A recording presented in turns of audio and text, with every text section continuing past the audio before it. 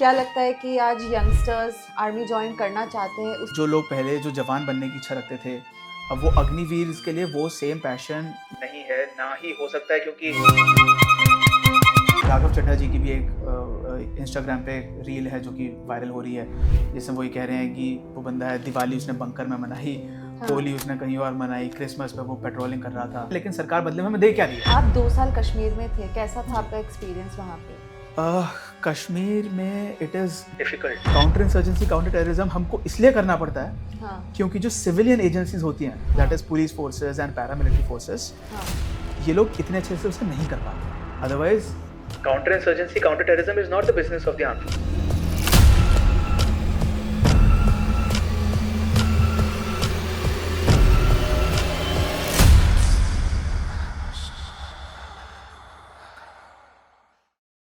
हाल फिलहाल में पंजाब में अब पाकिस्तानी कार्टेल के थ्रू कुछ 4.8 किलोज ऑफ हेरोइन ड्रग्स पकड़ा गया। उसमें से एक जो थे वो हमारे आर्मी के ही थे, जो इन्फॉर्मेंट थे। तो हु डिफेंड्स दैट पर्सन? वो अगर कोई भी आर्म फोर्सेस का व्यक्ति अक्यूज होता है किसी भी चीज़ में, या अगर वो किसी भी चीज़ में उस पर लांछन लगता है, तो वो अपने आप को खुद डिफेंड करता है। कोई भी लेडी, कोई भी बच्ची, कोई यंग गर्ल अगर किसी पे एलिगेशन लगा रही है कि इसने मेरे साथ बदतमीज़ी करी, मेरे को मोलेस्ट किया, मेरे को रेप अटेम्प्ट किया, तो कानून में हमारी कभी तक प्रिजम्पशन होती है कि हम मानते हैं कि कोई भी इंडियन लेडी इस तरीके का फॉल्स एलिगेशन नहीं लगाई, क्योंकि उसकी अपनी डिग्निटी स्टेक पे है। लेकिन ये बहुत ज़्यादा सिचुएशंस में पाया गया है। आज की डेट में मेरे पास स्टैटिस्टिक्स तो नहीं है, लेकिन you can say half the cases being filed by women are false. तो वो एक हमारा सिपाही था या नायक था, उसको किसी लड़की ने अपने प्यार के झांसे में फंसा लिया और उसका बैंक अकाउंट वगैरह सीज कर लिया, उसमें से पैसा निकाल लिया। All that happened during the time he was sleeping. yes, during the time he was sleeping. And then she says, now you marry me, either you marry me or I will roger you badly, I will screw your life, I will file a case against you for rape on the false promise to get married.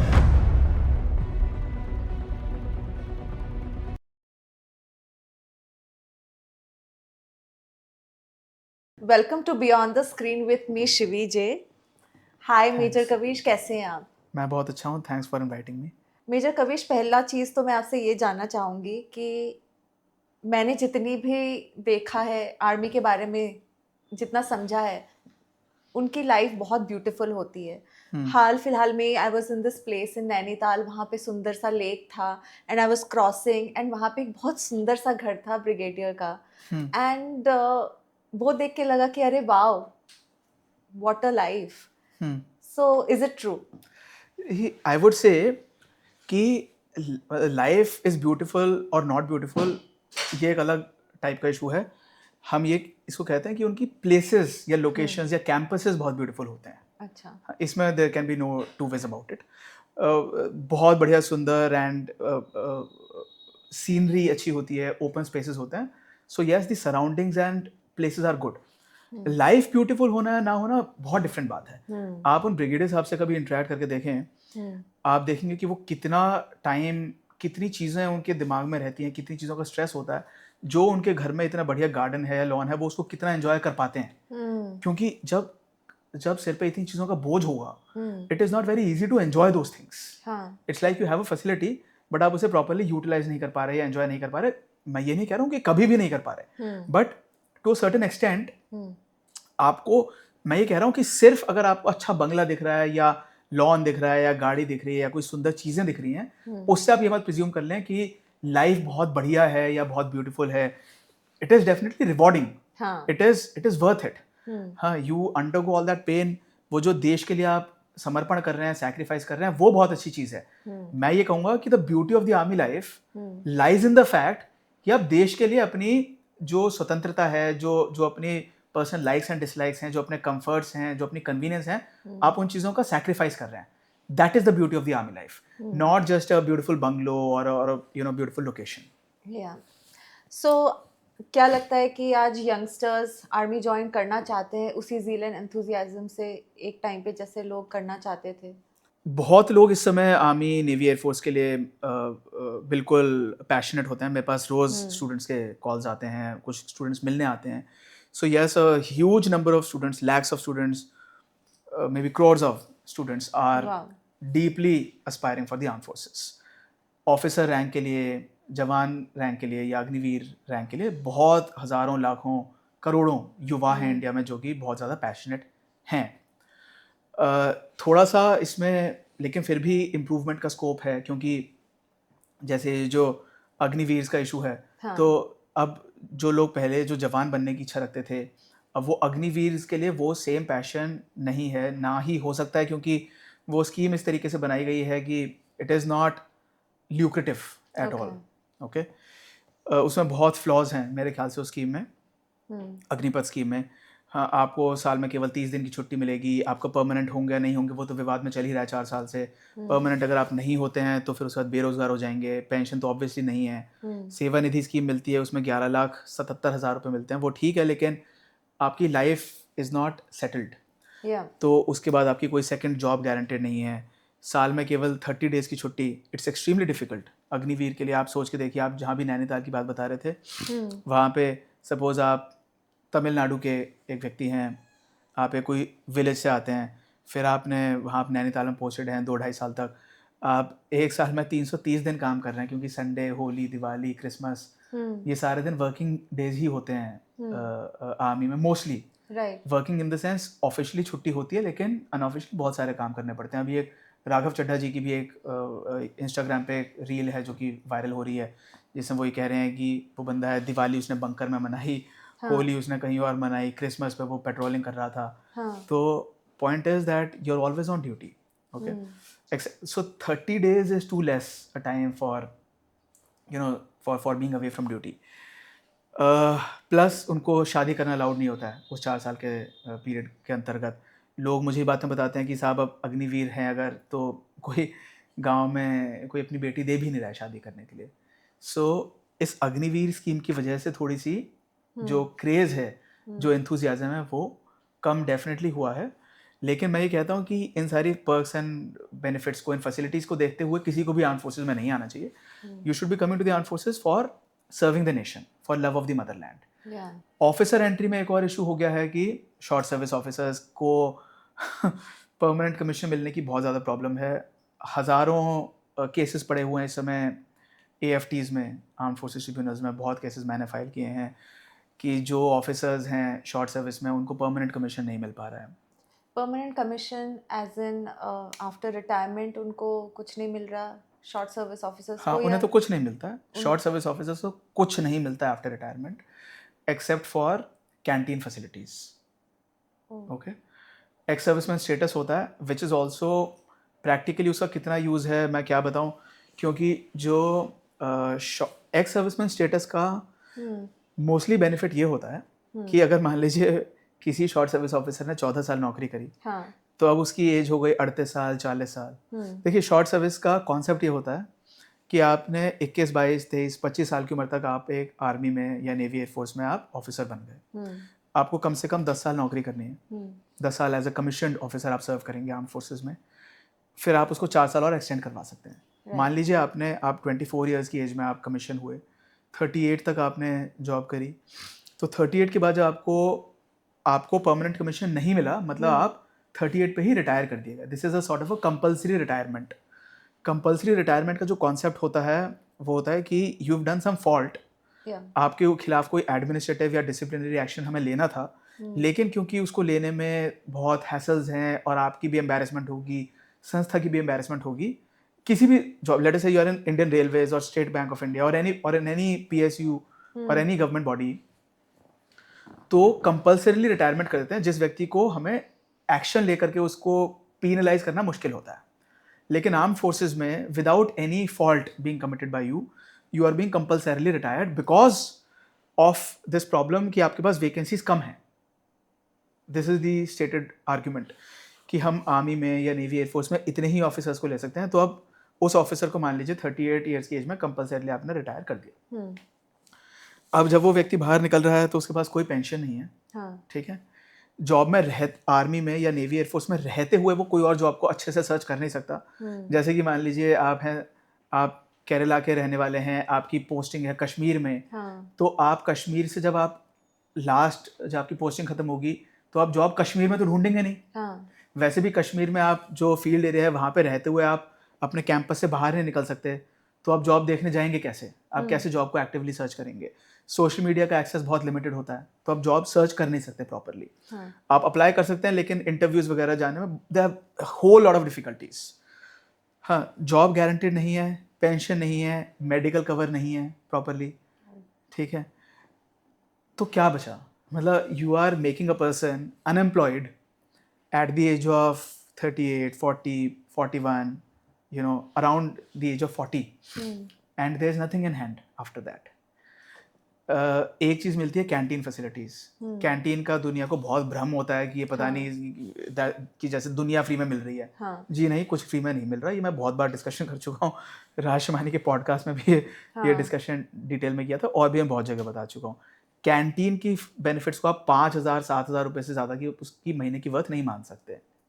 So I am saying in चीज़ों की वजह से जो craze है armed forces का वो थोड़ा सा कम डेफिनेटली मेरे ख्याल से इन द रिसेंट पास्ट हुआ है। आप 2 साल कश्मीर में थे, कैसा था आपका एक्सपीरियंस वहाँ पे? कश्मीर में it is difficult to serve. Okay, हमारा कैंपस बहुत सुंदर था। Okay, it is one of the most beautiful places I have ever lived at in my life, and view was fascinating. There were वादियाँ वहाँ से दिखती थी, ठीक है, and the sky used to be so beautiful. लेकिन हमेशा काम का इतना प्रेशर रहता था। मैं वहाँ पे लीगल डिपार्टमेंट में था। I was handling court martials, court of inquiry, summary of evidence, summary trial, any sort of legal business which the army handles. लेकिन वो काम का प्रेशर इतना ज़्यादा है कि वो वादियों को पता नहीं 2-3 महीने बाद याद आता है, अच्छा ये तो यहाँ पे व्यू भी है, क्योंकि कभी उनको देखने की फुर्सत ही नहीं है। या वो मतलब फुर्सत ऐसा नहीं है कि मैं ये नहीं कह रहा हूँ कि ओवरवर्क तो हम थे ही ऑब्वियसली, लेकिन वो मेंटली जब आप इतने ऑक्यूपाइड है ना कि 10 काम पड़े हैं, ऑफिस गए, फिर फाइल टेबल पे फाइलों की पाइल्स लगी हुई हैं, एक क्लर्क यहाँ खड़े होकर कुछ सवाल पूछ रहा है कि साहब ये फाइल पहले क्लियर करनी है, फिर एक बॉस का फ़ोन आ रहा है, वो कह रहा है कविश ये फाइल पहले क्लियर करनी है, किसी और हेडक्वार्टर से फ़ोन आ रहा है, यार ये फाइल पहले क्लियर करनी है, इसमें क्या हुआ। मैं कई बार ऐसा होता था, एक हाथ से फ़ोन अपना मोबाइल लगा रखा है, एक हाथ से वो सरकारी फ़ोन लगा रखा है, 2 ऐसे करके लगा रखे हैं, फिर सामने से वो क्लर्क भी कुछ बातें कर रहा है। I am talking to 2-3 people at the same time. तो जब ये मेरे साथ कोई एक्स्ट्रॉर्डिनरी चीज़ नहीं है, बहुत सारे आर्म फोर्सेस के ऑफिशियल्स के साथ, ऑफिसर्स और जवानों के साथ ये स्थिति हो जाती है। हम रात को 10-11 बजे तक काम कर रहे हैं फ्रीक्वेंटली, संडेज़ को काम कर रहे हैं, हर संडे ऑफिस चल रहा है, साल में 2-3 दिन छुट्टी है एक मतलब साल में शायद 2 दिन या 3 दिन ऐसा हुआ कि हम शाम को ऑफिस नहीं गए। एक दिवाली के दिन, एक शायद होली के दिन, मेरे को नहीं याद कि और कोई ऐसा दिन हुआ कि मतलब शायद एक कोई कृष्ण जन्माष्टमी या कुछ ऐसा ही था शायद, जब कभी हम ऑफिस नहीं गए हों शाम को। सबसे मेजर डिफरेंस क्या था? जैसे कि अभी आप जब कश्मीर में केसेस देखते थे और अभी आप जब दिल्ली में हैं, तो what is the major difference that you feel? Freedom. अभी see inside army and outside army the basic difference is freedom. Right. Why do people want to come out of the armed forces?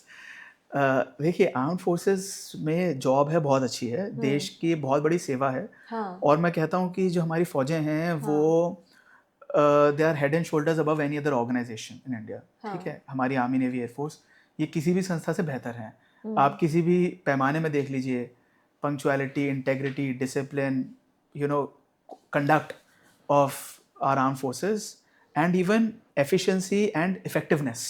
अगर आप देखें कि आप मुझे बताइए कि कब ऐसा हुआ जब से हम आज़ाद हुए या उससे पहले कभी आप ले लीजिए 1947 के बाद से, कब ऐसा हुआ कि हमारे आर्म्ड फोर्सेस ने हमारे नेशन को फेल किया हो, मतलब किसी एक ऑपरेशन में हमारी फ़ौज को भेजा गया हो और वहाँ पे उसने अच्छा काम ना किया हो। मेरे को नहीं पता, जितना मेरी नॉलेज है, कि कभी भी पब्लिक परसेप्शन ऐसा बन पाया कि armed forces did not do a good job. ठीक, चाइना वॉर में ओके, उसमें बहुत कंट्रोवर्शियल बातें भी हैं, लेकिन मैं ये कहता हूँ कि सपोज इफ उसमें भी कोई ये नहीं कह सकते कि हमारी आर्म्ड फोर्सेस ने अच्छा काम नहीं किया। हम जीते या हारे, या हम कोई ऑपरेशन में हम maybe we might have had to face some defeat sometime, हाँ, उसमें पॉलिटिकल सिस्टम का और ब्यूरोक्रेसी का फेलियर था. आर्म फोर्सेस को प्रॉपरली टाइमली इंफॉर्मेशन नहीं दी गई या फ्री हैंड नहीं दिया गया. कभी ऐसा नहीं हुआ कि आर्म फोर्सेस ने नेशन को फेल किया हो. by China war, what do you mean by China war? 1962 war, 1962. उस पर बहुत पॉपुलर किताब है the Himalayan blunder. Hmm. So I am saying armed forces की ऑपरेशनल इफेक्टिवनेस, एफिशिएंसी अनपैरेलल्ड है. ठीक है. हम इनफैक्ट हमारा जो चार्टर ऑफ ड्यूटीज़ क्या होता है, आर्म्ड फोर्सेस का चार्टर ऑफ ड्यूटीज़ होता है कि हम अपने देश के, हम अपने बॉर्डर्स की सुरक्षा करेंगे पाकिस्तानियों से या whoever is the people who are anti India. Yeah. लेकिन उसके बियॉन्ड जा करके हम क्या करते हैं, counter insurgency, counter terrorism, aid to civil authorities. Counter insurgency, counter terrorism हमको इसलिए करना पड़ता है हाँ, क्योंकि जो सिविलियन एजेंसीज होती हैं, that is police forces and paramilitary forces, हाँ, ये लोग इतने अच्छे से उसे नहीं कर पाते हैं. okay. ठीक है. इसलिए आर्म फोर्सेस को इसमें डिप्लॉय किया जाता है. Otherwise counter insurgency, counter terrorism is not the business of the arm forces. My duty is that I will stand on the border and I will guard the border and no Pakistani or any anti-India person dare to cast an evil eye on my nation. This is my job as an army man. Yeah. हाँ, तो हम ये काम बखूबी करते हैं. आई am saying, लेकिन हमारी जो इतनी बढ़िया संस्थाएं होने के बाद, इतनी बढ़िया ऑर्गेनाइजेशंस होने के बाद, जो व्यक्ति उसमें सर्व कर रहे होते हैं, उनको अपनी पर्सनल लाइव्स में बहुत सारी चीज़ें सैक्रिफाइस करनी पड़ती हैं, बहुत सारे वो त्याग देते हैं, बलिदान देते हैं. उसके बाद हमारी आर्म फोर्सेस इतना बढ़िया फंक्शन कर पाती हैं. वेल, टॉकिंग अबाउट, जैसे आपने कहा कि टेररिज्म से बचना, तो अभी हाल फिलहाल में पंजाब में एक ये फरवरी 2026 की बात है, अब पाकिस्तानी कार्टेल के थ्रू कुछ 4.8 किलोज ऑफ हेरोइन ड्रग्स पकड़ा गया. उसमें से एक जो थे वो हमारे आर्मी के ही थे, जो इन्फॉर्मेंट थे. तो who defends that person? Do you defend him? No. मैं पहले तो प्रीवियस क्वेश्चन में भी पैरामिलिट्री फोर्सेस भी बहुत अच्छा काम करते हैं. मैं ये नहीं कह रहा हूँ कि कोई कि किसी ने अच्छा काम नहीं किया. उनके पास रिसोर्सेज की भी बहुत लिमिटेशंस होती हैं. Their hands are tied. उनको, मैंने बहुत पैरामिलिट्री फोर्सेस, CAPF के लोगों से, BSF, ITBP, CISF, इन सब लोगों से बहुत इंटरेक्शन किया है. तो इन लोगों के पास रिसोर्सेज और काफ़ी सारी फैसिलिटीज़ की कमी होती है. खैर, तो अभी जो कह रहे हैं कि आप जो पूछ रहे हैं कि पंजाब में वो जो नेक्सस जो डिस्कवर हुआ, वो अगर कोई भी आर्म फोर्सेस का व्यक्ति अक्यूज होता है किसी भी चीज़ में, या अगर वो किसी भी चीज़ में उस पर लांछन लगता है, तो वो अपने आप को खुद डिफेंड करता है. ओके. जैसे मैं जैग ऑफिसर था लीगल डिपार्टमेंट में, या आपने जो क्वेश्चन पूछा है बहुत लोगों का डाउट होता है. देखिए, जब वो व्यक्ति, अगर मान लीजिए कोई दोषी हमें लग रहा है कि इस व्यक्ति ने कुछ गलत काम किया है, उन लेफ्टिनेंट कर्नल साहब ने, कर्नल साहब ने, सिपाही ने, सूबेदार साहब ने, अगर फौज को लगता है कि उसने कोई गलत काम किया है, तो आर्मी उस व्यक्ति के अगेंस्ट है. Army is prosecuting that guy, he is defending himself. And if I am a zag officer, तो मैं आर्मी को रिप्रेजेंट कर रहा हूँ. वो उस समय वो एक इंडिविजुअल है. अगर उसको लीगल हेल्प की, लीगल असिस्टेंस की आवश्यकता है, so he should go and find a lawyer for himself. तो मेरे पास, अब जैसे now I am an independently practising lawyer, so now people approach me for defending them against the arm forces. So how do you handle that? How do you handle that? Means, see, I'm a lawyer. I've got a team of lawyers with me. I've got research staff. So we do whatever is required. हाँ, तो जैसे मतलब हमेशा ऐसा नहीं होता कानून में. No one is to be presumed to be guilty unless proved to be guilty beyond reasonable doubt. हर एक व्यक्ति, प्लस एक होता है पॉलिसी ऑडियो अल्टरम पार्टम. ये एक लैटिन मैगजिम है. This is the first principle of principles of natural justice, कि किसी भी व्यक्ति को बिना सुने उसे दोषी हम मान नहीं सकते. हर एक व्यक्ति को अपनी बात बोलने का अधिकार होता है. तो बात अपनी कैसे बोलेगा? अपने वकील साहब के थ्रू. तो ऑब्वियसली अब उसको जो भी बात अपनी रिप्रेजेंट करनी है AFT में या कोर्ट मार्शल में या हाई कोर्ट, सुप्रीम कोर्ट में, वो अपनी बात हमें बताता है और हम उसे फिर उसी तरीके से पेश करते हैं. अब ये निर्णय करना कोर्ट का काम है कि कौन सही है, कौन गलत है. हर बार जरूरी नहीं होता कि जिसके खिलाफ कोई आरोप लगा है वो व्यक्ति दोषी ही हो, ऐसा हमने बहुत बार देखा है। लाखों केसेस में ऐसा होता है कि जो व्यक्ति है वो उसके खिलाफ फॉल्स केस फाइल किया गया। मेरे एक काफ़ी क्लोज हैं एक व्यक्ति, उन्होंने मुझे बताया था, वो उस समय चीफ जुडिशल मैजिस्ट्रेट थे, काफ़ी साल पहले की बात है, कम से कम 15 साल पहले की। उन्होंने बताया कि कविश देखो ऐसा है इंडिया में, India sorry not in India, वो एक पर्टिकुलर दिल्ली के डिस्ट्रिक्ट की बात कर रहे थे। वो कह रहे थे कि हमारी कोर्ट में जो स्टैबिंग के केसेस आते हैं, हाँ, स्टैब करना मतलब चाकू घोंप दिया, वो 99% फॉल्स केसेस नहीं होते हैं, 100% फॉल्स होते हैं। So there are, I am saying, वो अब किस टाइम की बात है, किस जोन की बात है, that is separate matter. I am saying there are lot of false cases filed against all kinds of people. या कई बार मिसअंडरस्टैंडिंग हो जाती है, कई बार ऐसा भी हो सकता है कि मतलब सपोज आजकल लेडीज बहुत फॉल्स केसेस फाइल कर देते हैं, उन्हें अपने पर्सनल उनके कुछ भी इंटेंशंस हो सकते हैं। सपोज कोई एक महिला है यहाँ पे और एक आदमी है और उनका गलती से शोल्डर उस लेडी को टच हो गया। अब वो lady, some women can be over sensitive, some women can be mean और क्रूअल और anything, there are women like this. अभी honourable I think Allahabad high court या कौन से हाई कोर्ट की एक लेडी जज की ऑर्डर आया है जिसमें उन्होंने कहा है कि हमें ये नहीं प्रिज्यूम करना चाहिए कि महिलाएं कभी झूठ नहीं बोल सकती हैं।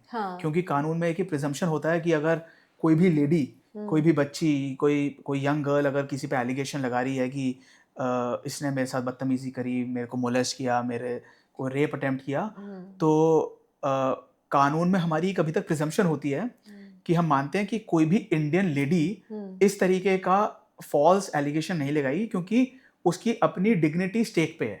उसको समाज में बहुत बेइज्जती, बहुत जिल्लत झेलनी पड़ेगी, उसके परिवार को हैरेसमेंट का सामना करना पड़ेगा, इसलिए कोई भी महिला ऐसा झूठा आरोप नहीं लगाएगी।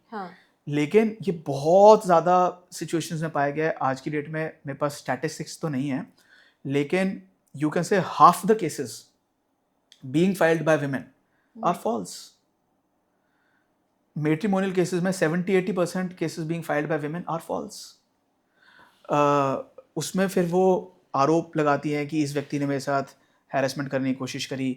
हाँ, वो हैरेसमेंट हुई है कलकत्ता में, जो अक्यूज था वो उस समय बैठा है मुंबई में। हाँ, लेकिन उसने फिर भी हैरेसमेंट कर दी।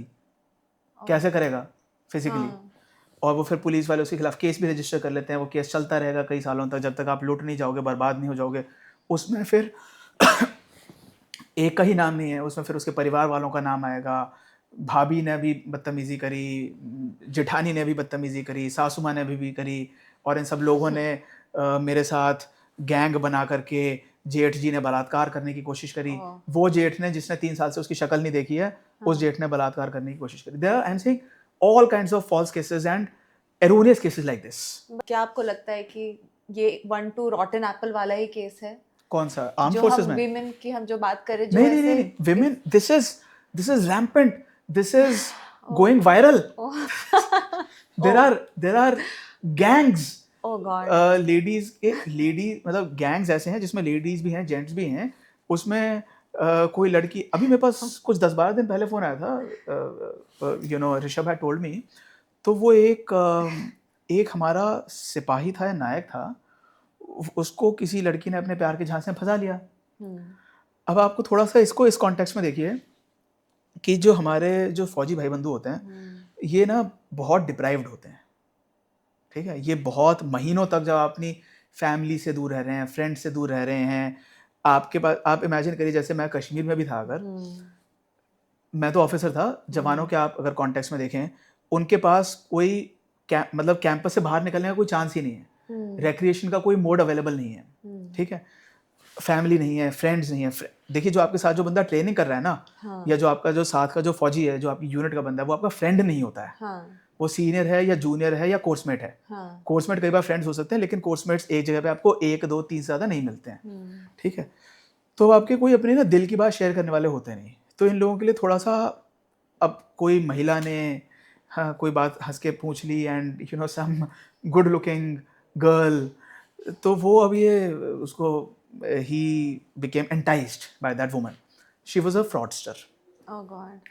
तो अब ये गया छुट्टी लेकर के, अब ये होटल में चला गया उस लड़की के साथ, ठीक है। वो होटल में they did whatever they had to do, उसका जब वो सुबह उठा तो उसको पता चला, अच्छा सुबह उठा, then he goes to brush his teeth, फिर उसको उसके दोस्त का मैसेज आया कि भाई तेरा क्या हो गया है, तेरे अकाउंट में से कुछ पैसे वैसे निकाल लिए गए हैं और तेरा सारा जो इंस्टाग्राम है, यूट्यूब वगैरह वो सब उसमें हैक हो रखा है शायद, हाँ और तुम्हारे स्टेटस में कुछ अजीब सा मैसेज लगा हुआ है। तो उसने, मतलब ये दूसरा फ़ोन है, हाँ एक फ़ोन पे उसकी वो जो सो कॉल्ड गर्लफ्रेंड थी, उसने, उस लड़की ने उसका वो जो थंब लॉक वो कर रखा था, तो उससे thumbprint, हाँ फिंगरप्रिंट लॉक उसका हाँ सोते में उसका अंगूठा लगवा दिया उस पे, ओह और उसका गॉड वो सारा पता नहीं कैसे खोल दिया सारा सिस्टम, और उसका बैंक अकाउंट वगैरह सीज कर लिया, उसमें से पैसा निकाल लिया, all that happened. during the time he was sleeping. Yes, during the time he was sleeping. And then she says, now you marry me, either you marry me or I will roger you badly, I will screw your life, I will file a case against you for rape on the false promise to get married. ये section 69 BNS में है, Oh god. Rape on the pretext of marriage. मतलब अगर कोई एक लड़का लड़की को कहता है, मतलब ये तो अब सच क्या है वो तो 10 साल के बाद पता चलेगा, हाँ जब अदालतों में 10 साल 15 साल तक जब बहस चलती रहेगी, सच क्या है उस टाइम पे डिस्कवर शायद हो जाए, शायद ना भी हो पाए, क्योंकि जिस तरीके से हमारा सिस्टम चलता है, हाँ 5 साल 10 साल कितने केसेस चलेंगे वो पता नहीं, जब दोनों पार्टीज बिल्कुल लुट जाएंगी हाँ तब we will know who was right and who was wrong. But हाँ लेडी है, suppose you know, so any relationship gone sour between any girl and a guy, suppose there's a girl 21-year-old and there's a boy 24-year-old, पहले ही girlfriend boyfriend है, सब कुछ अच्छा चल रहा है, 2 साल तक they are dating each other, उसके बाद इनकी रिलेशनशिप में ब्रेक हो जाता है, तो अब लड़की ये कह सकती है कि इसने मेरे साथ रेप किया on the false pretext that I will marry you. Oh god.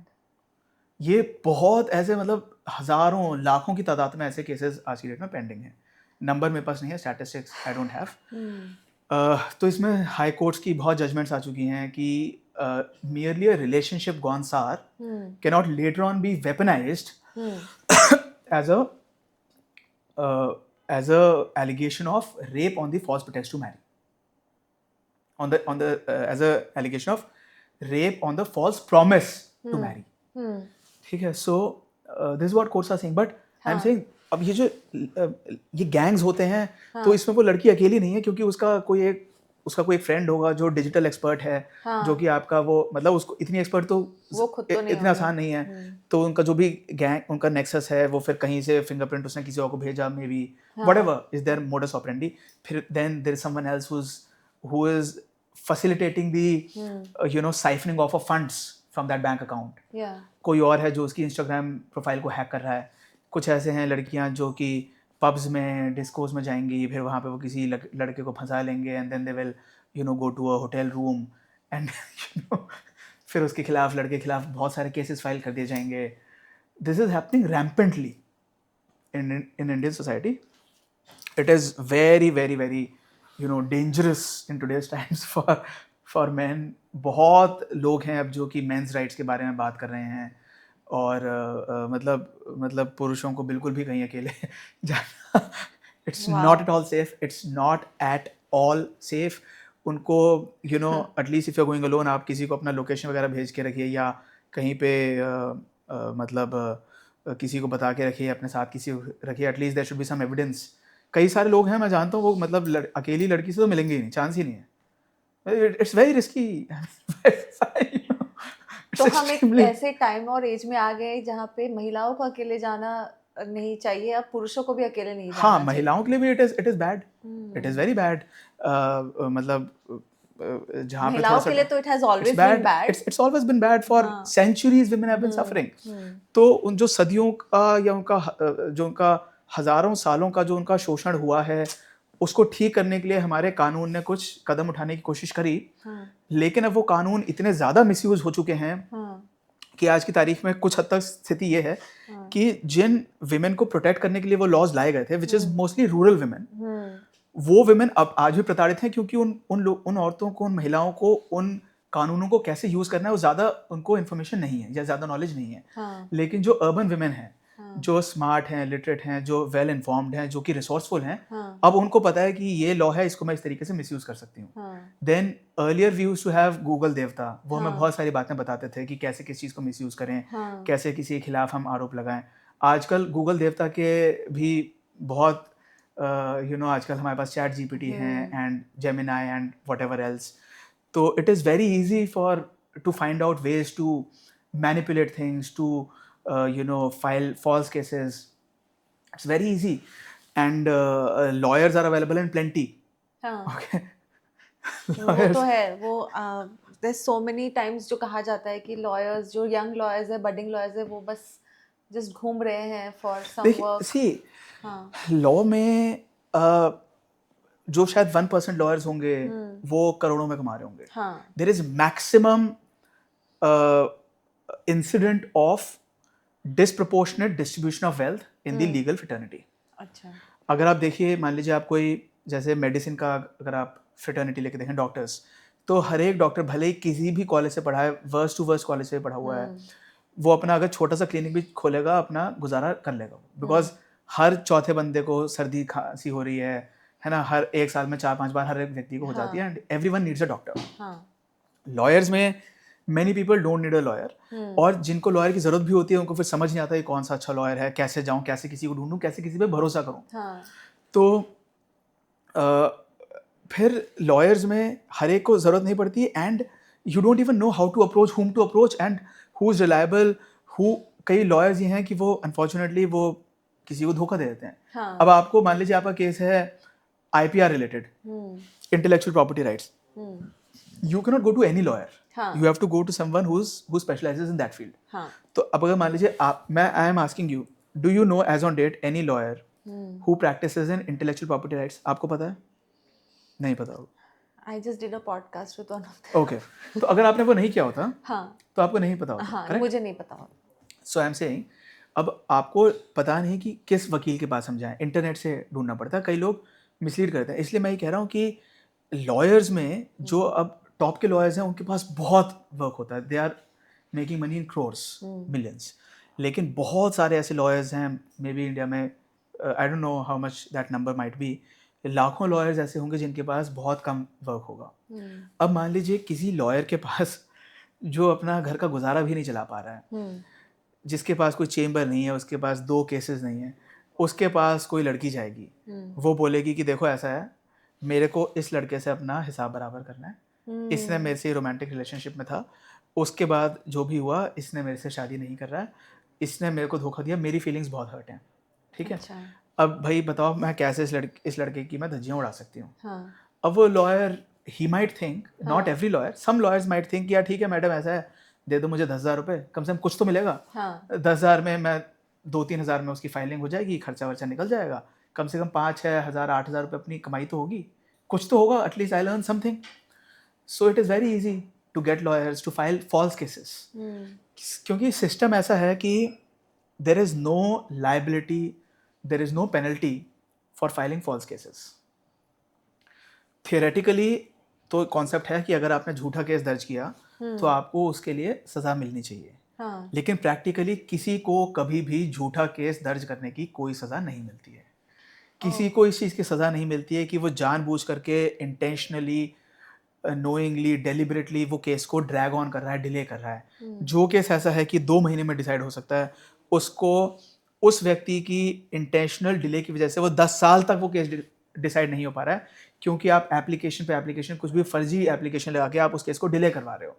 इन चीज़ों की कोई लाइबिलिटी नहीं होती, इसलिए anyone can file false cases और delay cases very easily in this country. So तारीख पे तारीख जो बोला हाँ जी. जाता है, इट्स ट्रू. एब्सोल्युटली. मैं इससे सबसे ज़्यादा दुखी हूँ. हाँ, मेरे क्लाइंट्स बहुत दुखी होते हैं, वो कहते हैं कि यार ये क्या मजाक है, रोज़ क्यों तारीख मिल जाती है. मैं कहता हूँ सर मुझे बता दो मैं इससे कैसे बचूं. हाँ, क्योंकि हर रोज़ तारीख, हर रोज़, मतलब 90% केसेस में जिनमें जो हम हैंडल करते हैं सर्विस लॉ से रिलेटेड मोस्टली और मैट्रिमोनियल लॉ से रिलेटेड, तारीख ही मिलती है. आप गए कोर्ट में, कभी कुछ, कभी दूसरी पार्टी का वकील आके कहेगा कि सर, ये मोस्ट ऑफन होता है, टाइम दिया गया उन्हें कि सर आपको अपना रिप्लाई फाइल करना है 4 हफ्ते के अंदर. हाँ, मैं आपको इनफैक्ट मैं कल गया था कैट में, सेंट्रल एडमिनिस्ट्रेटिव ट्रिब्यूनल में, एक एम्स का केस है, मैं उसके बारे में बताता हूँ डिटेल में। हाँ तो अब एम्स में बहुत सारे लोगों की आवश्यकता होती है। हाँ बहुत सारे सरकारी संस्थाएं क्या करती हैं कि वो ना परमानेंट स्टाफ को नहीं रखते हैं। अच्छा मनी सेविंग ये होता है, स्कीम होगा स्कीम होती है, मनी सेविंग ट्रिक है या मनी सेविंग स्ट्रैटेजी है। See government organisations are also falling short of money, everyone is short of money, I am short of money, you can give me some money, so you may also be short of money, vice आपको versa हाँ आप ही दे so दीजिए so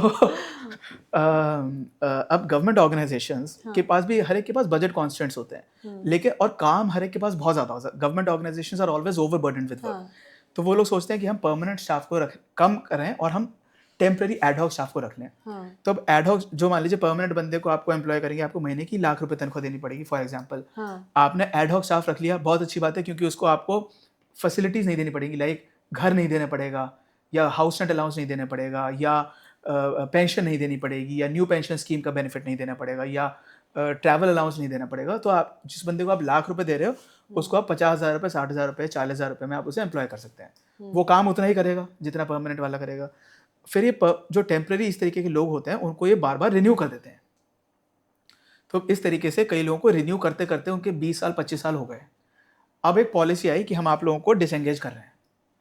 ये लोग कहते हैं कि साहब अब हम क्या करें, हमारी एज हो गई 45-50, आप मेरे को इस एज में निकाल रहे हो, without pension, without medical cover, without a second job, मैं क्या करूँगा। इस तरीके से बहुत सारे लोगों ने फिर हमारे थ्रू कैट में केस फाइल किया। अब कैट ने ऑर्डर दिया जून 2025 में कि साहब ऐसा है, आप इन 12 हफ्ते में डिसीजन लीजिए कि आप 107 लोगों में से आप किस किस को आप अब्जॉर्ब करने चाह रहे हैं या रेगुलराइज करना चाह रहे हैं या नहीं करना चाह रहे हैं, और 2 हफ्ते के अंदर सबको डिसीजन आप कम्युनिकेट कीजिए। बेसिकली आपके पास 14 हफ्ते का टाइम है, means 98 days. 98 days, your 98 days are getting over, let us say in सितंबर 25। तो सितंबर 2025 तक सरकार को ये कम्युनिकेट करना था कि हम किसको परमानेंट कर रहे हैं, किसको नहीं कर रहे हैं। वो तो सरकार ने कम्युनिकेट किया नहीं। हमने एक फाइल कर दी उसमें कंटेम्प्ट पिटिशन। हम कह रहे हैं कि इनको रिप्लाई, इनको जवाब, इनको डिसीजन लेना था, इन्होंने वो डिसीजन नहीं लिया, आप इनके खिलाफ आदेश पास कीजिए, आप इनके खिलाफ कुछ पेनल्टी लगाइए या कोई ऑर्डर पास कीजिए, क्योंकि उन्होंने वो काम नहीं किया जो कि कोर्ट का आदेश था कि आपको वो काम करना है। उन्होंने अब वो उस कंटेम्प्ट पिटिशन का तो रिप्लाई फाइल कर नहीं रहे, वो एक और मिसलेनियस एप्लीकेशन फाइल कर रहे हैं, कह रहे हैं कि जी हमें 4 महीने का टाइम और दिया जाए इसी चीज को डिसाइड करने के लिए, जिसके 12 हफ्ते आपके एक्सपायर हुए कितने दिन हो गए हैं।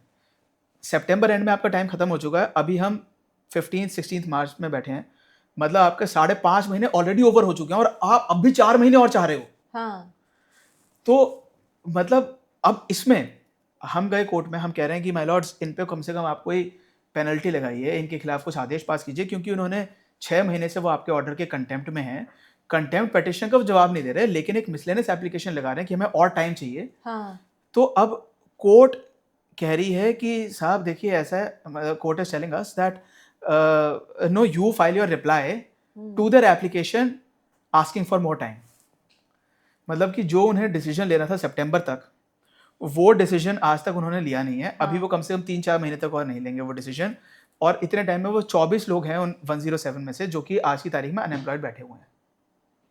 तो जो अब वो लोग ये सोचते हैं, देखिए आम व्यक्ति होता है, आम इंसान, वो सोचता है कि आज मेरा कोर्ट में केस लग रहा है, आज मेरा फैसला होगा, आर्य पार में होऊंगा, जॉब में या तो मैं रहूंगा या बाहर होऊंगा, तो फिर मैं अपना कुछ डिसीजन ले सकता हूँ। लेकिन वो जब उस दिन हम जाते हैं कोर्ट में, शाम को बताते हैं कि सर अगली डेट मिल गई, तो वो कहता है डेट क्यों मिल गई।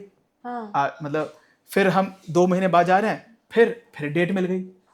कोर्ट में every time you are getting a date, तारीख पे तारीख, तारीख पे तारीख, तारीख पे तारीख, मतलब इससे सारी जनता प्रताड़ित है। Oh God, and this is very sad reality. This is very sad. अभी honourable chief justice of India justice Suryakant ने कहा है कि हमेशा ना ये विवाद रहता था कि justice delayed is justice denied और नॉट।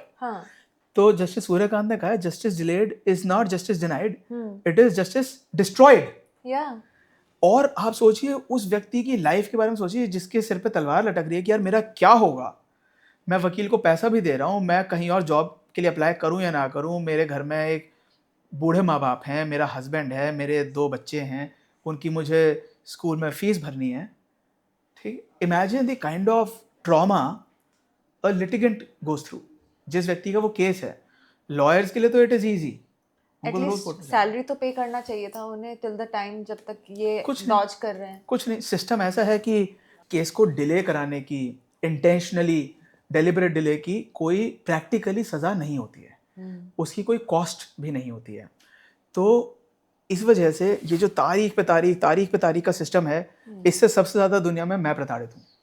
ठीक है, मतलब कोई ये ना सोचे कि लॉयर्स का तो डेली का काम है, वो बात सच है, लेकिन मुझे ये बात बहुत चुभती है कि क्योंकि कई केसेस में मैं खुद लिटिगेंट हूँ, हमारे खुद के केसेस हैं। हमारा एक प्रॉपर्टी का कुछ केस चल रहा है हमारी फैमिली का, जो कि Punjab and Haryana high court में लगता है चंडीगढ़ में, कई सालों से आगे नहीं बढ़ रहा है। मैं हर बार जाता हूँ, 6 बार से मैं जा रहा हूँ वहाँ पे, हियरिंग ही नहीं हो पा रही है। हाँ। एक मेरे फ्रेंड हैं, वो भी गए बिहार में एक जगह पे। हाँ। 17 साल पहले एक मर्डर हुआ था, केस आज तक चल रहा है। जो मर्डर अक्यूज है, उस टाइम उसकी एज 38 थी, आज उसकी एज 55 हो गई है। और वो जो बिहार की कोर्ट है वो कहती है कि साहब अभी हम ये केस नहीं सुन सकते क्योंकि पहले के जो मर्डर के केसेस हैं वो चल रहे हैं। तो ये आपका जब नंबर आएगा। ये तो एक बहुत ही फैक्ट है कि बहुत बड़ा फैक्ट है कि आई थिंक करोड़ों से भी करोड़ों पे 5 करोड़ केसेस इस समय इंडिया में पेंडिंग है एज पर जनरल इन्फॉर्मेशन। हाँ, तो जिसको शायद अगर कंप्लीट करना हो तो कितने साल लगेंगे, आई थिंक वो भी था कुछ डेटा, वो कुछ पता नहीं 150-200 साल कुछ ऐसे बताते हैं, मेरे को पता नहीं। बट सी इस देखिए वो 150 साल या आपने जैसे भी कैलकुलेट किया, मैं इसमें ये कहता हूँ कि इसका ना वो शायद इस तरीके से कैलकुलेट करते हैं कि आप जुडिशरी की स्ट्रेंथ बढ़ा दीजिए और ज़्यादा मैन पावर बढ़ाइए। That is not a very easy solution, because अगर सरकार को एक जज को एम्प्लॉय करना है, वो अपॉइंट करना है, even if you are employing a civil जज जूनियर डिवीजन, जिसकी महीने की 1 लाख रुपए की सैलरी होगी, 1.5 लाख की सैलरी होगी, सॉरी मतलब स्टार्टिंग में 70-80 हज़ार 1 लाख के करीब होगी, उसके साथ आपको बहुत कुछ और अपैरेटस और चीज़ें उसकी रिक्वायरमेंट्स होती हैं। Any judicial officer you are appointing, आपको उसके साथ एक ऑर्डरली देना है, एक प्यून देना है, एक स्टेनो देना है, ड्राइवर देना है, या कम से कम पूल कार देनी है।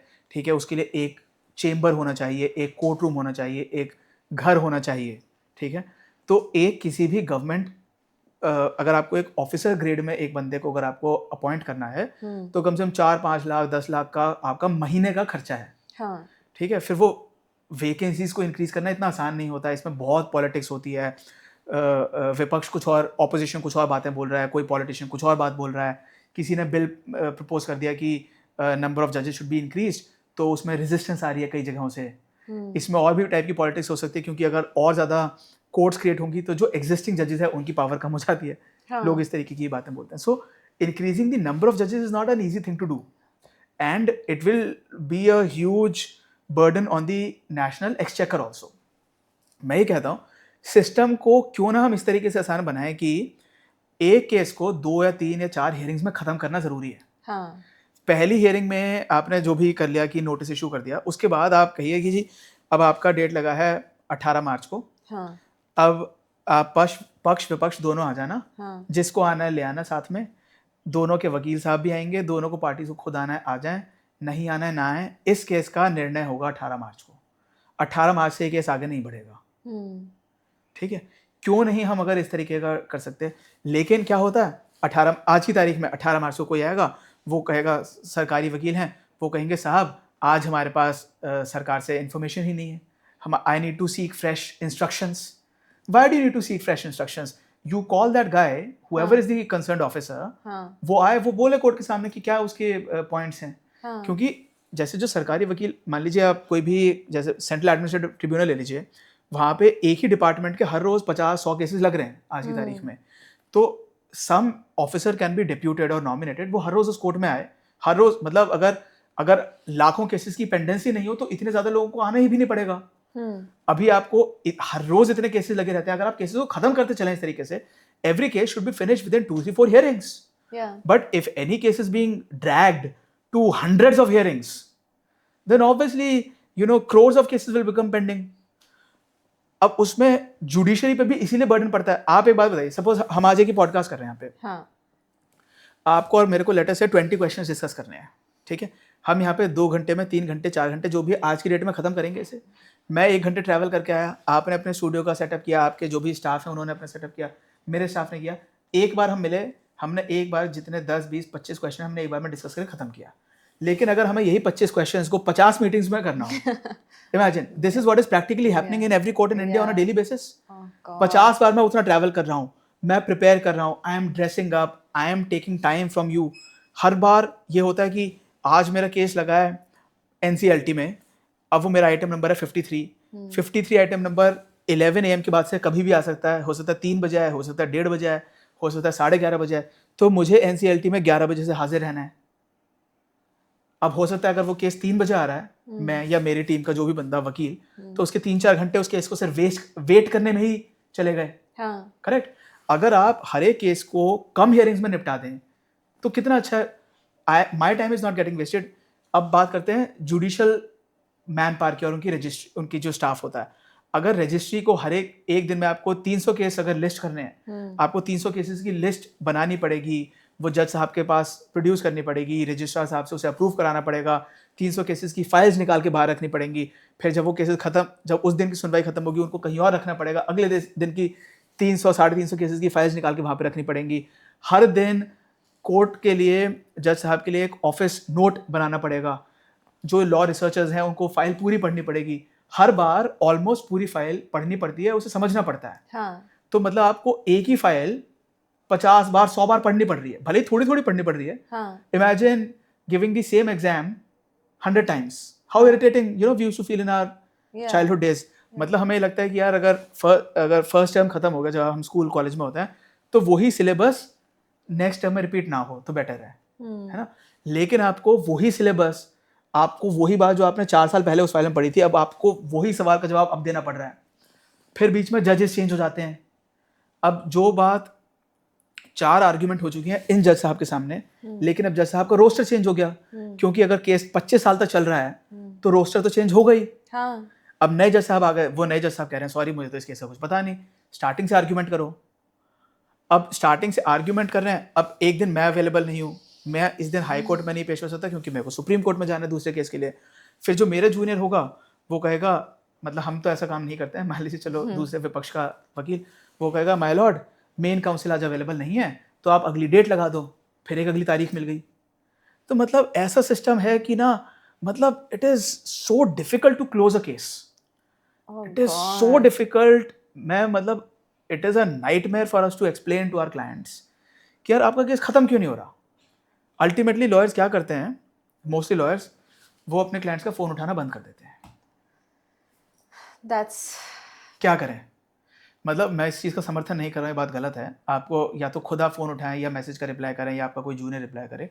लेकिन मेरे को रोज़ लोग बताते हैं कि साहब मैंने वकील एंगेज किया था 3 साल पहले, केस तो आगे बढ़ नहीं रहा है, हियरिंग हो ही नहीं पा रही है और वकील साहब फ़ोन नहीं उठाते, मैं क्या करूँ। You tell me, there has to be an end to this thing. Constitution of India was drafted with a view, मतलब एक ये बोलने में बातें बहुत अच्छी लगती हैं, with a view to wipe out every tear from every eye of every citizen of this great nation. लेकिन उस दिशा में हमारे क्या एफर्ट्स हैं, क्यों, मतलब हर एक केस इतने सालों साल चले जा रहा है, वो क्लाइंट्स हैं वो रोए जा रहे हैं, उनको कुछ पता नहीं। आप सोचिए किसी घर में मर्डर हो रखा है, 20 साल तक केस चले जा रहा है मर्डर का, तो बंदा वो क्या करेगा। Imagine the kind of mental agony, imagine the kind of pain. हमारे एक केस है उसमें, चलो इस केस की मैं बात नहीं करूँगा, इमेजिन किसी के जिसके घर में मर्डर केस हुआ है, कोई बच्चे हैं, उन्होंने अपनी बचपन जो है वो मर्डर, रेप, डकैती, इन केसेस की सुन सुन के वो बड़े हुए हैं। एक ही मूवी है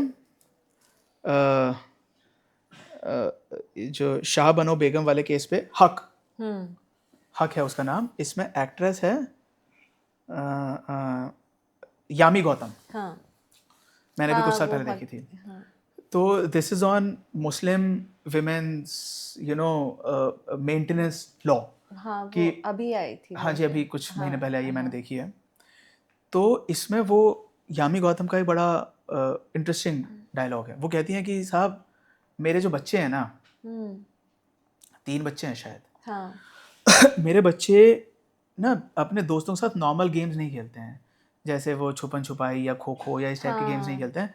कोई हमारे घर में ऐसे गेम होते हैं कि चोर पुलिस इन द सेंस कि कोई भी ना रात को एकदम, क्योंकि हमारे बच्चे ये सुन सुन के बड़े हुए हैं कि कोर्ट कचहरियों के धक्के खाते हुए, कभी घर में पुलिस आ रही है, कभी एकदम से रात को खटखट हो रही है क्योंकि पुलिस वाले नॉक कर रहे हैं. तो आई am saying imagine the trauma which a person will go through. Imagine the PTSD कहते हैं इसे, पोस्ट ट्रॉमेटिक स्ट्रेस डिसऑर्डर. इसकी वजह से किसी इंसान को कितनी बीमारियां होंगी, मेंटल बीमारियां, फिजिकल बीमारियां. So imagine the kind of agony a person goes through. किसी की प्रॉपर्टी है, 20 करोड़ रुपए की उसकी प्रॉपर्टी है, हम ऐसे केसेस हैंडल कर रहे हैं, वो 15 साल से लिटिगेशन में फंसी हुई है. तो उसका किसी की जीवन भर की पूंजी उसमें लगी हुई है. कितने ऐसे ऑफिसर्स हैं आर्म फोर्सेस के जिनको आर्म फोर्सेस से उनका कंपलसरी रिटायरमेंट हो गया है, रिलीज हो गया है. टॉकिंग अबाउट गवर्नमेंट ने इतने मतलब जो केसेस है वो तो स्लो हो ही रही है जैसा कि आपने कहा, बट आई ऑल्सो फील कि इतना कटबैक क्यों कर रही है गवर्नमेंट. अगर मैं बात करूँ टेक्निकली, क्या सोल्जर्स को, जो जवान्स हैं, उनको टैक्स एग्जेम्प्ट होना चाहिए? Why do they have to pay taxes? Because वो बहुत सेक्रीफाइसेस भी कर रहे हैं. जी. मेरे हिसाब से फौजियों के लिए टैक्स नहीं होना चाहिए. हाँ. ठीक है.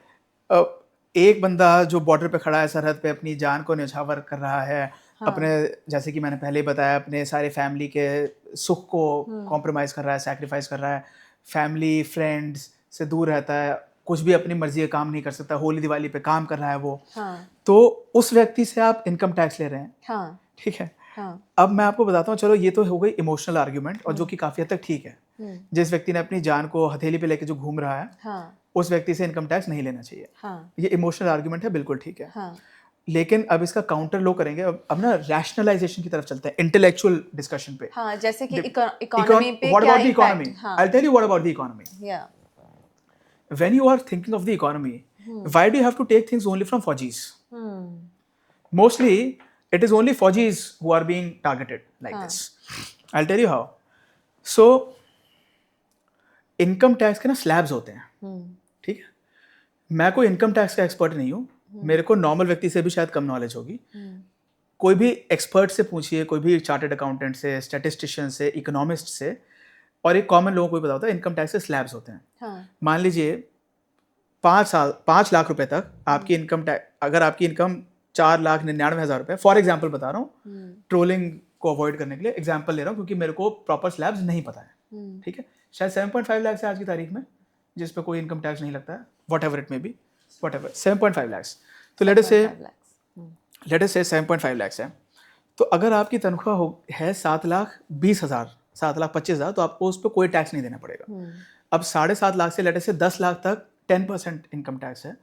तो जो 7.5 लाख से 10 लाख मतलब 2.5 लाख रुपए पे आपको 10% टैक्स देना पड़ेगा. करेक्ट. आप इसको क्यों करते हैं?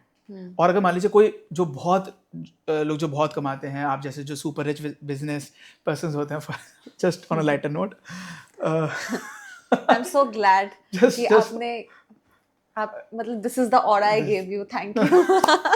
Just for so that people don't think, क्योंकि मुझे कई बार लोग कमेंट करते हैं कि सर आप हमेशा गुस्से में क्यों रहते हो, पहले बहुत कमेंट्स मिल जाता है. So I am just trying to make the mood lighter. तो मान लीजिए अगर कोई कमा रहा है 10 करोड़ रुपए साल के, 100 करोड़ रुपए साल के, तो उनको ज़्यादा स्लैब में आते हैं, उनको 30%, 40% तो उन्हें देना पड़ता है. ठीक है. आधी जनता इसी से प्रताड़ित रहती है कि इनकम टैक्स क्यों, why do we have to give taxes. I am saying, why do you keep these slabs? You keep these slabs because the guy who's earning more should pay more. Yeah. वो ज़्यादा facilities use कर रहा है सरकार की. Income tax से सरकार क्या करती है? मैंने आज, मेरी तनख्वाह है 1 लाख रुपए महीना. ठीक है. आपने उसमें से ले लिया 10,000 रुपये महीना, सारे फॉर एग्जाम्पल बातें बोल रहा हूँ. अब मैंने आपको 1 साल का 12 महीने में 1,20,000 रुपये आपने मेरे से इनकम टैक्स ले लिया. आप उस 1,20,000 से क्या करोगे? मैं ये नहीं कह रहा हूँ कि सरकार कर रही है नहीं कर रही है, क्योंकि इस पे भी एक राघव चड्ढा जी की रील थी जिसमें राघव चड्ढा जी की थी या शायद आनंद रंगनाथन जी की भी थी. वो कहते हैं कि जी हमारे यहाँ इतना टैक्स लिया जा रहा है, लेकिन सरकार बदले में हमें दे क्या रही है. मैं उस विवाद में नहीं पढ़ रहा हूँ, क्योंकि उस विवाद में मेरे से बेहतर जानकारी वाले लोग बहुत होंगे. सरकार अच्छी फैसिलिटीज दे रही है या नहीं दे रही है, मैं वो बात नहीं कर रहा हूँ. मैं ये कह रहा हूँ सरकार उस पैसे का क्या करती है. What is the objective of collecting income tax? The objective is government will provide me schools, government schools, colleges, hospitals, roads, railways, airports, essential commodities, necessities, goods and services which are necessities in my daily life. Correct? Government ये देती है. मैं आपसे पूछना चाहता हूँ, जो एक बंदा फौजी है, हाँ, वो इनमें से कितनी सारी फैसिलिटीज को नहीं इस्तेमाल कर सकता है, उसकी लिस्ट मैं आपको भी बता देता हूँ। जब मैं कश्मीर में था, इवन एज एन ऑफिसर, हाँ, जवान तो बहुत कम यूज कर सकते हैं। जब मैं एज एन ऑफिसर, मैं अगर कश्मीर में नौकरी कर रहा हूँ, आपने उस पैसे से सड़कें बनाई, क्या मैं उन सड़कों को यूज कर सकता हूँ? जब मैं अपने कैंपस से बाहर नहीं निकल सकता, मैं उस सड़क को यूज कैसे करूंगा? आपने उस पैसे से बनाया एयरपोर्ट, आपने अग्निवीर को साल में 30 दिन की छुट्टी दे रखी है, वो उस एयरपोर्ट को साल में 30 दिन तो यूज कर सकता है। लॉजिकली मैं बिल्कुल लॉजिक इंटेलेक्चुअल डिबेट टाइप बात करने की कोशिश कर रहा हूँ, बिकॉज लोग इन बातों को काटेंगे। So I am open for any debate also. आप हैं, आप एक सिविलियन हैं, आप एक बिजनेस पर्सन हैं, आप एयरपोर्ट, आप इंडिया के किसी भी एयरपोर्ट को 365 दिन यूज कर सकते हैं। आपकी मर्जी, आप करें ना करें, वो आपकी इच्छा है, आपके पास एक्सेस है, ठीक है। जो एक बंदा अग्निवीर है, उसके पास एक्सेस है 365 दिन? नहीं है। उसके पास साल में केवल 30 दिन की मोहलत है। साल में 30 दिन वो रेलवेज को यूज कर सकता है, साल में 30 दिन वो ये सारी फैसिलिटीज को यूज कर सकता है। हाँ, और बाकी जो साल के 335 दिन हैं, वो अपने छोटे से कैंपस में कन्फाइंड है। क्या वो सरकारी हॉस्पिटल यूज कर सकता है? नो। सरकारी हॉस्पिटल वो आर्मी हॉस्पिटल यूज कर सकता है, लेकिन अगर मान लीजिए जब कोई फौजी बंदा सिविलियन हॉस्पिटल में अपने आप को दिखाने जाता है, तो आर्मी अथॉरिटीज कहती हैं, और सही कहती हैं, कि जी हम उस हॉस्पिटल की बात को मानेंगे ही नहीं, हम तो आर्मी हॉस्पिटल की बात को मानेंगे। बिल्कुल सही बात है।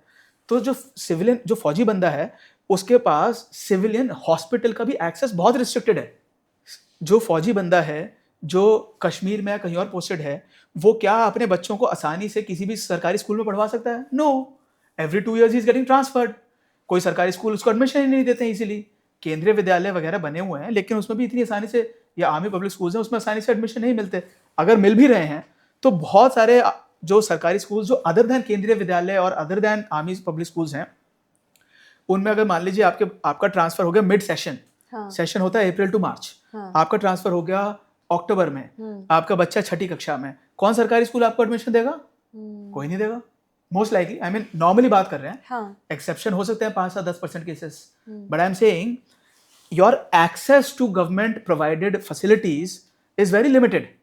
सो आपको अगर फौजियों से टैक्स लेना भी है, तो उसकी एक अलग स्लैब बननी चाहिए, ठीक है, क्योंकि फौजी बंदे के पास उन फैसिलिटीज का एक्सेस कम है। कोई अपनी मर्जी से नहीं यूज कर रहा। आपको बहुत अच्छा लगता है, आपको कहीं नहीं जाना दिल्ली से बाहर, आप नहीं करो, आपकी मर्जी। आप बीमार नहीं पड़ रहे, आपको किसी सरकारी हॉस्पिटल की जरूरत नहीं पड़ रही, आपकी मर्जी, लेकिन आप चाहे तो यूज कर सकते हैं। आप अभी ग्रेटर कैलाश में बैठे हैं, आपके यहाँ पे आसपास 10 सरकारी हॉस्पिटल होंगे, आप किसी में भी जा सकते हो, करेक्ट। छोटा हॉस्पिटल, बड़ा हॉस्पिटल, आप किसी भी सरकारी हॉस्पिटल में जा सकते हो। फौजी बंदा नहीं जा सकता।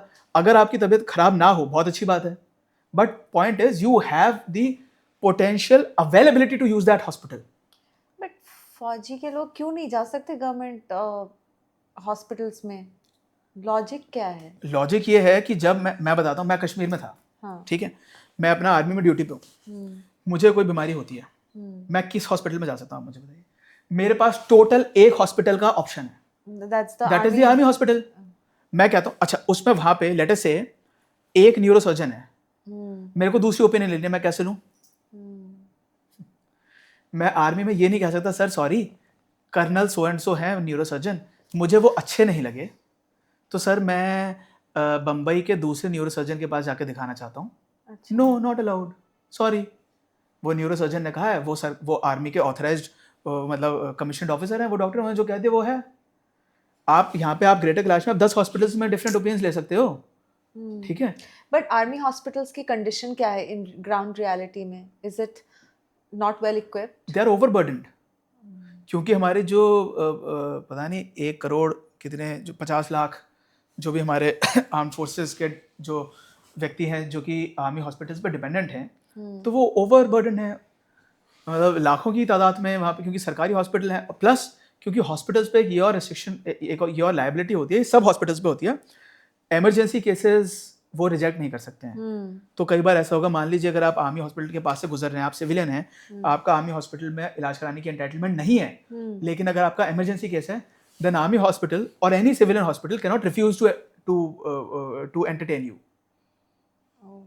ये सिंपल कानून की बात होती है। कोई भी, ये किसी भी डॉक्टर को या किसी भी मेडिकल प्रोफेशनल को ये बात पता होती है, लॉयर्स को भी ये बात पता होती है। अगर मान लीजिए आपका किसी भी व्यक्ति का अगर एक्सीडेंट हो जाता है तो वो जो भी नेबरिंग हॉस्पिटल है उसमें जाके अपना इलाज करा सकता है। कोई हॉस्पिटल उसे मना नहीं कर सकता है। कोई हॉस्पिटल ये ड्रामे नहीं कर सकता पहले फॉर्म भरो, पहले हमें पैसा दो, ये सब ड्रामा नहीं चलेगा। Even for private hospitals they have to first give you at least basic first aid, they have to entertain you. जब when you're out of danger, then they can get into these formalities. So I am saying that access of Fauji people to government facilities is very limited. अब इस पे एक और विवाद ये होगा कि अगर 7.5 लाख का टैक्स स्लैब है तो एक अग्निवीर तो उस टैक्स स्लैब में आएगा ही नहीं, क्योंकि सैलरी तो है मात्र 21,000 रुपये महीना। ठीक है, लेकिन ये एक फॉल्स आर्ग्यूमेंट है, क्योंकि सपोज कोई एक अग्निवीर है, कई लोग अच्छे अच्छे बैकग्राउंड से आते हैं। सपोज मैं अग्निवीर हूँ, मेरी रेंटल इनकम है 2 लाख रुपए पर मंथ। अच्छा, मैं जाट फौज में था, जाट पलटन में। वहाँ पे मैं सोचता था कि सबसे गरीब तो यहाँ पे मैं हूँ, क्योंकि वहाँ पे जो मतलब I love them the Jat community, वहाँ पे इतने अच्छे अच्छे घरों से लोग होते थे। मैं सोचता था कि यार तुम फौज में आके नौकरी क्यों कर रहे हो, लेकिन उनका जज्बा इतना है, उनका देश के प्रति भावना इस प्रकार है, उनके लिए वो सम्मान की नौकरी होती है, इसलिए वो करते हैं। उनके लिए इट्स नॉट अ नौकरी, इट इज़ अ पैशन। पेशा नहीं है, पैशन है। तो वो किसी के पास कितने किले ज़मीन है, किसी के पास कई बीघे ज़मीन है। हाँ हमारे एक सूबेदार साहब थे, मैं उन्हें कहता कि साहब, वो कह रहे हैं कि सर मैं अपने बच्चे को फौज में डाल रहा हूँ, 5 जाट में आएगा मेरा बच्चा। मैंने बोला साहब क्या कर रहे हो साहब, 2 किले बेच दो, 20-30 लाख रुपए आ जाएंगे, जो भी है विदेश में भेजना पढ़ने के लिए। लेकिन वो कहता है नहीं साहब मेरा बच्चा फौज में ही आएगा। तो अब मान लीजिए कोई ऐसा कोई करोड़पति बैकग्राउंड से आता है कोई बंदा जो अग्निवीर बन जाता है, ठीक है, या सिपाही बन जाता है, या एयरमैन बन जाता है, सेलर बन जाता है, और उसकी रेंटल इनकम है 2 लाख रुपए पर मंथ। तो 2 लाख रुपए पर मंथ ये हो गया, प्लस 21,000 रुपए पर मंथ आपकी सैलरी होगी, तो 2,21,000 रुपए पर मंथ हो गया।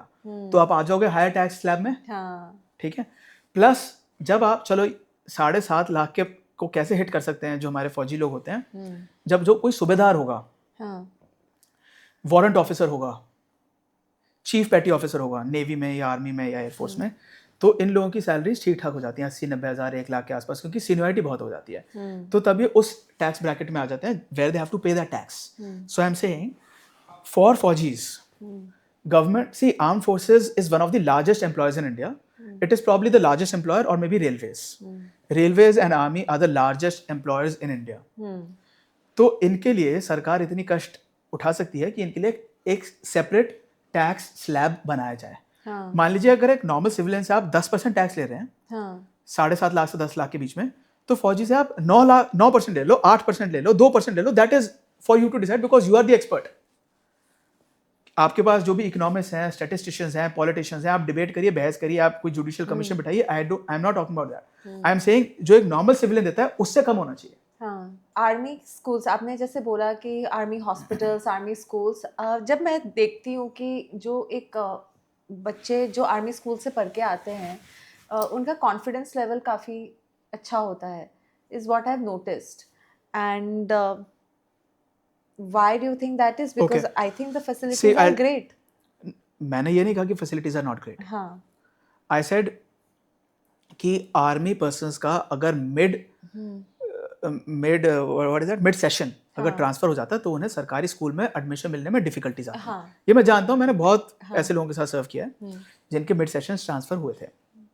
मैं ये कह रहा हूँ, पहली बात देखिए, आर्मी स्कूल से पढ़ के लोग बहुत ब्राइट निकलते हैं। बहुत लेडीज़ हैं जो कि मुझे इन लोगों की स्कूलिंग का ज़्यादा आइडिया नहीं है, but Priyanka Chopra's father is a army, was he passed away, God bless his soul. वो आर्मी में डॉक्टर थे, शायद मदर भी डॉक्टर थे। सेलिना जेटली के फादर आर्मी में थे।